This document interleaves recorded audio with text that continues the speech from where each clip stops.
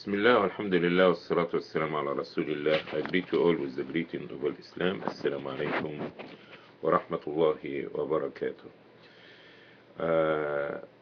I just had been questioned concerning the permissibility or the authentication of making two adhan in Jum'ah. And inshallah, I will have something to say about it for everybody to be aware and to get to know what is Sunnah, what is not Sunnah. As we understand that during the lifetime of the Prophet Muhammad sallallahu alaihi wasallam was only one adhan for Jum'ah.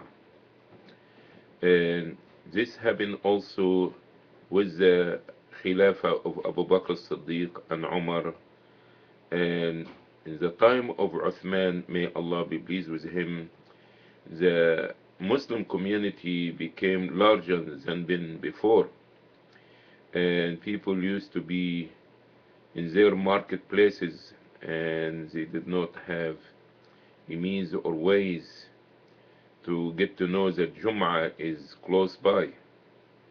So Uthman, may Allah be pleased with him, he used to make a person who will stand there in the marketplace, Zawra, and call adhan to remind the people that time for Jum'ah is close. And this used to be before time of Jum'ah. Upon hearing this adhan, the people used to close their shops and go to their houses, taking showers and prepare themselves and get ready for Jum'ah, and they will go to the mosque. Nevertheless, still in the mosque will be the adhan in the time and the right time for Jum'ah when Jum'ah is in. So what I'm trying to say is that during the lifetime of the Prophet sallallahu alaihi wasallam, as well as Abu Bakr as-Siddiq and Umar, that it used to be one adhan, and also during the time of Uthman was one adhan for Jum'ah in the mosque.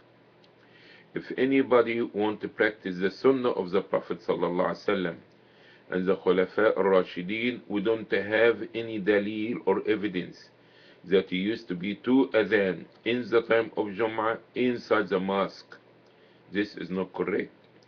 Those who want to revive the tradition or the practice of Uthman, let them go in the marketplace and call the adhan before Jum'ah, so the people get aware that Jum'ah is close and for them to go and prepare. So to make a long story short, we say that never ever was two adhan for Jum'ah during the lifetime of the Prophet ﷺ or the Khulafa al-Rashidin. And we come to a conclusion to say that calling two adhan in the mosque for Jum'ah is bid'ah, and calling them with a difference of time, a few minutes or 5 minutes, this also is a second bid'ah. In addition to this, the people who are sitting in the mosque, when they hear the finish the adhan, they get up and make two rak'at, and they call it Sunnatul Jum'ah. There is no Sunnah for Jum'ah. The Sunnah that when a person enters the mosque, he will pray two rak'at, or four rak'at, or six rak'at.